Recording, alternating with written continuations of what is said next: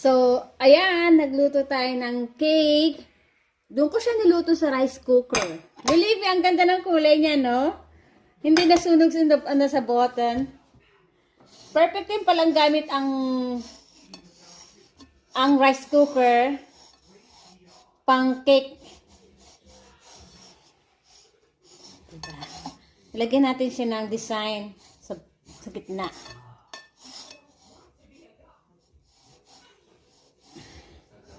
Ayan na tayo.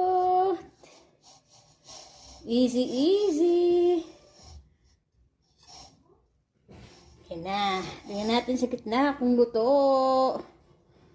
The moment of truth. First time kong mag-bake ng cake para sa aking bunso. Birthday today. So, yan. Let's see in that video. Diba? Yan. Hindi talaga kasi ako